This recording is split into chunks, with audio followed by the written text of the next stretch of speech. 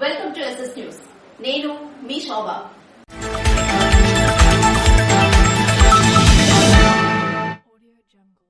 నరసన్నపేటలో నిర్వహించిన సమావేశంలో BJP MLC అభ్యర్థి పీవీఎన్ మాధవ్ పాల్గొన్నారు. నరసన్నపేట మండల కేంద్రంలోని స్థానిక పాఠశాలలో బుధవారం బీజేపీ ఎమ్మెల్సీ అభ్యర్థిగా పోటీ చేస్తున్న పీవీఎన్ మాధవ్ మీడియా సమావేశం నిర్వహించారు. ఈ సందర్భంగా ఆయన మాట్లాడుతూ ఉత్తరాంధ్ర అభివృద్ధికి బాటలు వేస్తానని తెలిపారు. ఉద్యోగులు, కార్మికుల సమస్యల పరిష్కారానికి రైల్వే జోన్ ఏర్పాటుకు కృషి చేస్తానని హామీ ఇచ్చారు. కేంద్ర ప్రభుత్వ సహకారంతో అభివృద్ధి పనులు చేపట్టామని పేర్కొన్నారు. మరోసారి ఎమ్మెల్సీగా అవకాశం కల్పించాలని ఈ సందర్భంగా ఆయన కోరారు. శాసన మండలి అవసరమే లేదని ప్రకటించిన సీఎం వైకాపా మద్దతుతో అభ్యర్థులను ఎందుకు నిలిపారని ప్రశ్నించారు. పండిట్స్ లాగా వాళ్ళకి ఇవ్వాలి అని చెప్పి డిమాండ్ చేసి ముందుకు తీసుకెళ్తాం. అలాగే మన ప్రాంతానికి సంబంధించిన ప్రతి డిస్టిక్ కి ఒక స్కిల్ డెవలప్మెంట్ సెంటర్ తీసుకొచ్చాం. ప్రతి పాలిటెక్నిక్ కాలేజ్ లో కూడా కేంద్ర ప్రభుత్వ నిధులతో, ముఖ్యంగా సురేష్ ప్రభు గారు మన ప్రాంతం యొక్క ఎంపీగా ఉంటే మన 3 జిల్లాలకి 3 స్కిల్ డెవలప్మెంట్ సెంటర్స్ తీసుకురావడం జరిగింది. వాటి యొక్క శంకుస్థాపన చేయడం జరిగింది. పనులు అయితే సర్వేగా కొనసాగుతాయి. అలాగే తర్వాత ఇంకొక 2 స్కిల్ డెవలప్మెంట్ సెంటర్ మన ఆయిల్ కంపెనీస్ ద్వారా మన ప్రాంతానికి వచ్చే విధంగా ప్రయత్నం చేస్తాం. అలాగే శ్రీకాకుళం ప్రాంతానికి సంబంధించి ఏదైనా ఒక నేషనల్ ఇంపార్టెన్స్ ప్రాజెక్ట్ తప్పనిసరిగా తీసుకొస్తామని కూడా ఈసారి హామీ ఇస్తాం. విజయనగరం సంబంధించి ట్రైబల్ సెంట్రల్ యూనివర్సిటీ రావడం జరిగింది. విశాఖపట్నం సంబంధించి ఐఐపిఎం వచ్చింది. కానీ శ్రీకాకుళంకి ఇంకా రాలేదు. అది మేము త్వరలో పూర్తి చేస్తామని కూడా ఈ సందర్భంగా హామీ ఇస్తాం. ముఖ్యంగా ఏదైతే డెవలప్మెంట్ జర్నీ నరేంద్ర మోడీ గారు చూస్తున్నారో దాంట్లో అనేక రకాల మౌలిక విషయాలతో పాటు మొత్తం ప్రాంతం యొక్క సమగ్ర అభివృద్ధికి దోహదపడే అనేక రకాల విషయాలు చేయడం జరిగింది. ఆ యొక్క జర్నీలో మమ్మల్ని కూడా పార్ట్ చేయాలని చెప్పి మీ అందరినీ కోరుకుంటూ, ఒక ప్రజాప్రతినిధిగా అధికార పక్షానికి సంబంధించిన వ్యక్తిగా ఉండడం కారణంగా అనేక విషయాలు చేయడానికి అవకాశం ఉంది. కేంద్ర మంత్రుల యొక్క పరిచయంతో రాష్ట్రంలో మంత్రులతో సమన్వయం చేసి అనేక ప్రాజెక్ట్స్ తీసుకురావడానికి అవకాశం ఉంది. ఆ విధంగా గతంలో తేవడం జరిగింది. భవిష్యత్తులో కూడా తీసుకొస్తామని తెలియజేస్తూ మంచి పోరుగా ఈ యొక్క ఎన్నికల యాత్ర కొనసాగుతుంది. అయితే అధికార పక్షం ఘనంగా ముగిసిన మర్రిపాడు గ్రామంలోని ఎల్లమ్మ జాతర. శ్రీకాకుళం జిల్లా సంతబొమ్మాళి మండలం మర్రిపాడు ఎల్లమ్మ జాతర అత్యంత వైభవంగా ముగిసింది.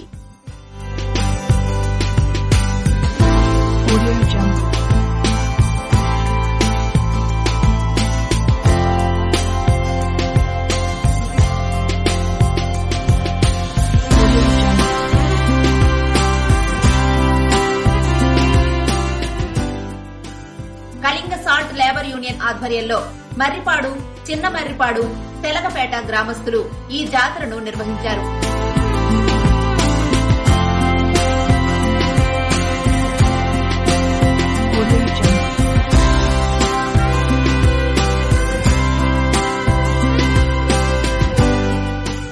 మూడు రోజుల పాటు పలు సాంస్కృతిక కార్యక్రమాలతో బుధవారం ఈ ఎల్లమ్మ జాతర ముగిసింది. ఈ జాతరకు వేలాది మంది భక్తులు విచ్చేసి ఎల్లమ్మ తల్లికి మొక్కులు తీర్చుకున్నారు. సందర్భంగా మర్రిపాడు యూత్ ఆధ్వర్యంలో జిల్లా స్థాయి వాలీబాల్ పోటీలు నిర్వహించారు.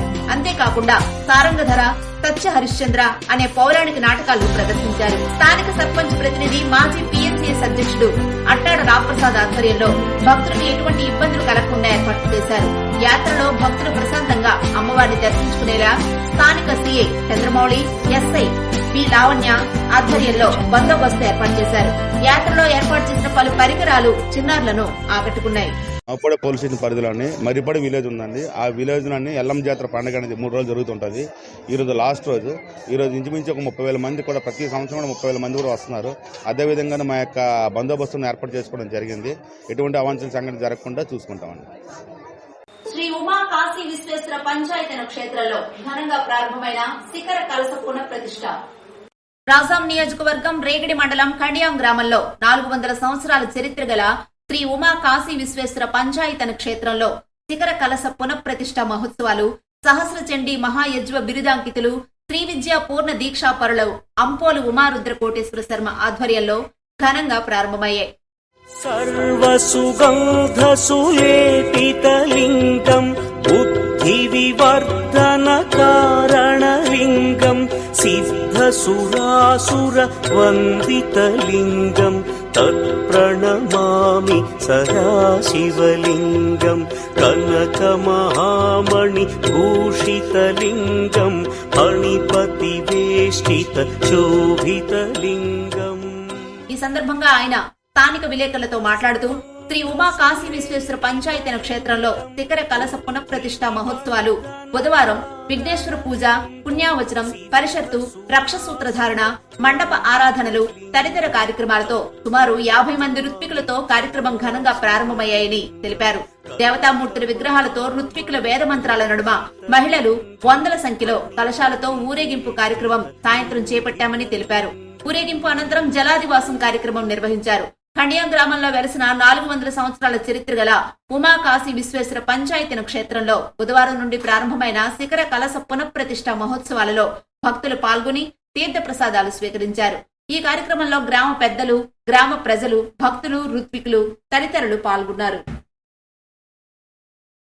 ఉద్యోగుల సమస్యలు పరిష్కరించేందుకు ఆందోళన కార్యక్రమాలు చేపట్టనున్నట్టు ప్రభుత్వ ఉద్యోగుల సంఘ రాష్ట్ర అధ్యక్షుడు సూర్యనారాయణ తెలిపారు.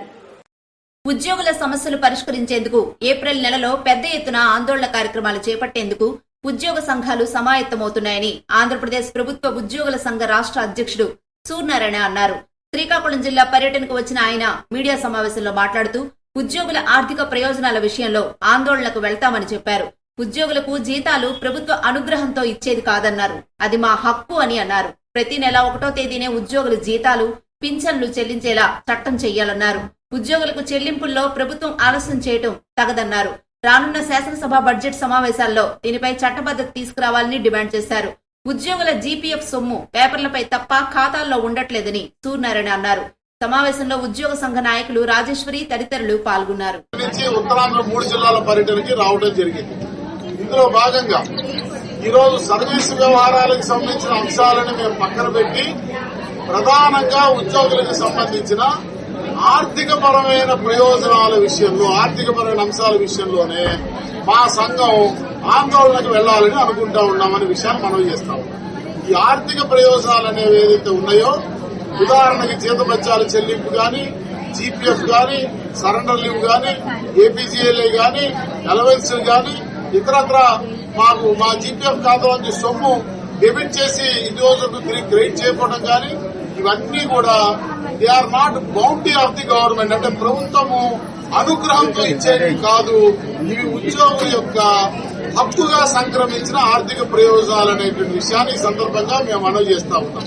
ఈ హక్కుగా సంక్రమించిన ఆర్థిక ప్రయోజనాల విషయంలో చెల్లింపులకి ఆయా నిబంధనలు స్పష్టమైన నిర్దేశిత కాల పరిమితులు ఉన్నప్పటికీ కూడా వాటిని పాటించకుండా ప్రభుత్వము ఎక్స్ట్రాడినరీ డిలే, ఆలస్యం జరుగుతున్నటువంటి పరిస్థితుల్లో మాకు జరుగుతున్న తీవ్రమైన నష్టాల్ని గుర్తించి అందువల్ల ఈ ఆర్థిక ప్రయోజనాలకి ఒక చట్టబద్దత కల్పించండి, ఆ మేరకు ప్రభుత్వానికి సూచన చేయండి అని చెప్పి మేము గత నెల జనవరి 19వ తారీఖు నాడు గౌరవ గవర్నర్ గారిని కలిసి ఒక మెమరాండం ఇవ్వడం జరిగింది. దీని విషయంలో మేమేదో నేరం చేసినట్టుగా, మేము కలిసింది ఎవరో పాకిస్తాన్ చెందిన వాళ్ళనో టెర్రరిస్ట్ నాయకులను కలిసేమన్నట్టుగా మా మీద కొంతమంది ఉద్యోగ సంఘాలు దాడి చేయటం, ప్రభుత్వం కూడా మా మీద మా సంఘం గుర్తింపును ఎందుకు రద్దు చేయకుండా నోటీస్ ఇవ్వడం జరిగింది.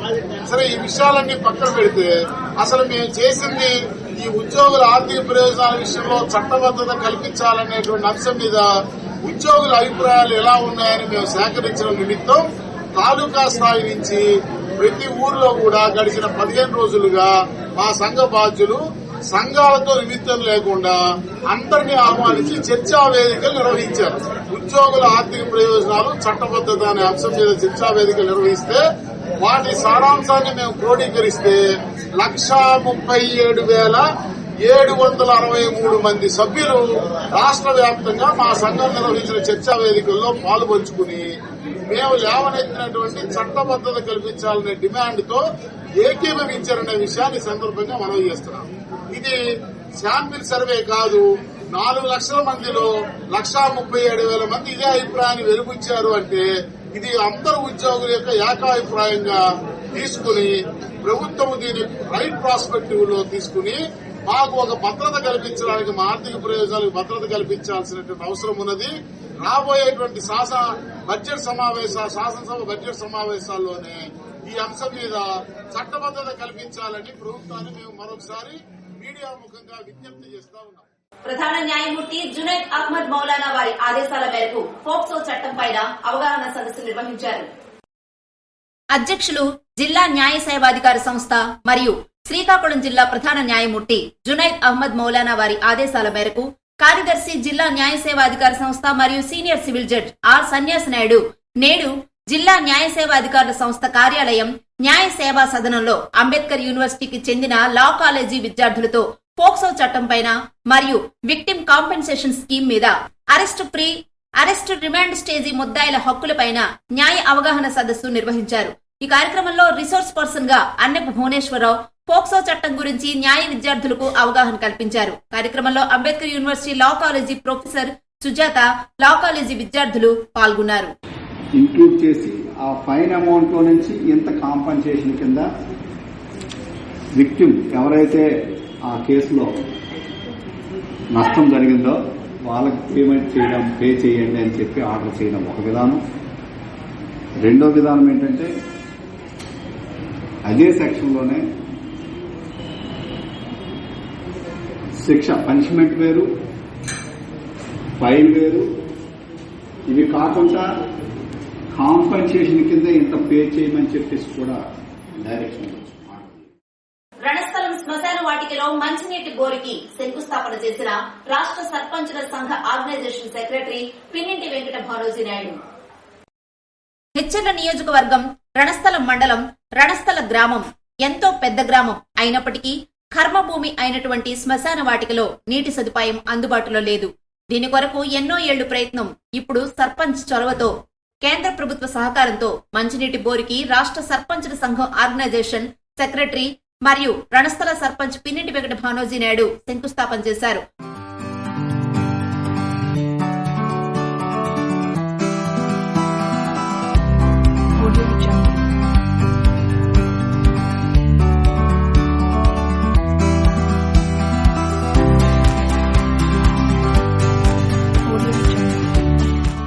పంచాయతీ పరిధిలో తన శక్తి మేరకు ప్రజల అవసరాలు తీర్చే విధంగా ప్రయత్నిస్తున్నాను అని అన్నారు. కార్యక్రమంలో ఎంపీటీసీ మజ్జి వెంకటరమణ, ఎక్స్ఎంఈఓ సూర్యనారాయణ, కెళ్ల సత్యం, పోస్ట్ మ్యాన్ కృష్ణ, గొర్లె గోవింద, గ్రామ పెద్దలు, యూత్ నరసయ్య, సురేషు, ప్రదీప్, సాయి తదితరులు పాల్గొన్నారు. అరసవెల్లి సూర్యనారాయణ స్వామిని దర్శించుకున్న శ్రీ సత్యాత్మ తీర్థ స్వామీజీ. ప్రత్యక్ష దైవం ఆరోగ్య ప్రదాత శ్రీ సూర్యనారాయణ స్వామి వారిని బుధవారం జగద్గురు మాధవాచార్య, ఉత్తరాది మఠం, బెంగుళూరు శ్రీ సత్యాత్మ తీర్థ స్వామీజీ దేవాలయానికి విచ్చేసి స్వామివారిని దర్శించుకున్నారు.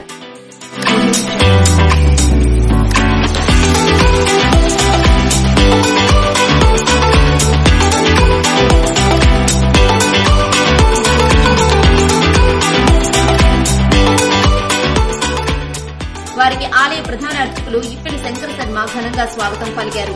స్వామివారి తీర్థ ప్రసాదాలను ఆలయ ప్రధాన అర్చకులు ఇప్పిలి శంకర శర్మ అందజేశారు. కార్యక్రమంలో ఆలయ ఇన్ఛార్జ్ సూపరింటెండెంట్ కె వెంకటేశ్వరరావు, ఆలయ జూనియర్ అసిస్టెంట్ బిఎస్ చక్రవర్తి తదితరులు పాల్గొన్నారు.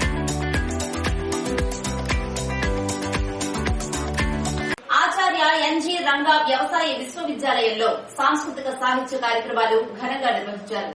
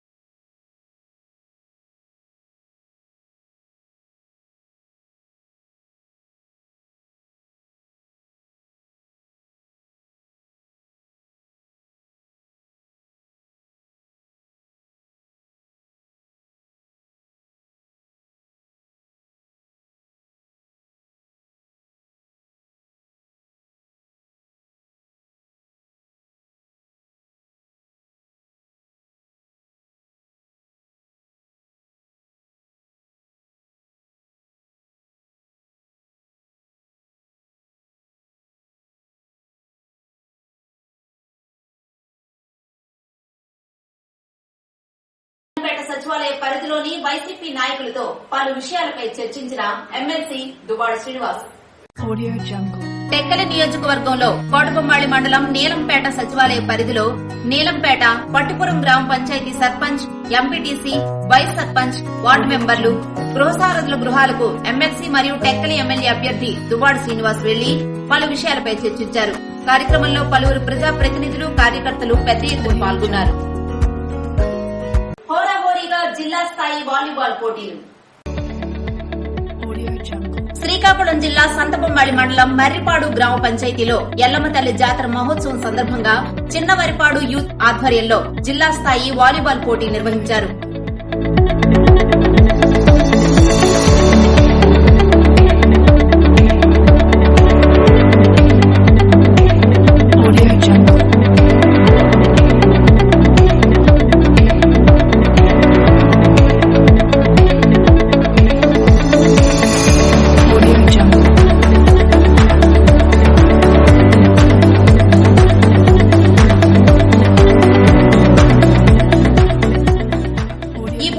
జిల్లా వ్యాప్తంగా 50 జట్లకు పైగా పాల్గొన్నారు. మంగళవారం రాత్రి ఎస్ఎస్ఎన్ క్లబ్ కర్లకోట, విజయనగరం జిల్లా మరియు వీరఘట్టం జట్లు ఫైనల్ కి పోటీ పడగా విజేతగా ఎస్ఎస్ఎన్ క్లబ్ కర్లకోట వారు నిలిచారు. ద్వితీయ స్థానంలో వీరఘట్టం జట్టు సచిన్ స్పోర్ట్స్ గెలుపొందారు. గెలుపొందిన విజేత జట్టుకు 15,000 నగదు, షీల్డ్ సంతబొమ్మాళి మండలం మాజీ పీఎస్సీఎస్ అధ్యక్షులు మరియు మర్రిపాడు గ్రామ సర్పంచ్ ప్రతినిధి అట్టాడ రాంప్రసాద్ చేతుల మీదుగా ప్రదానం చేశారు.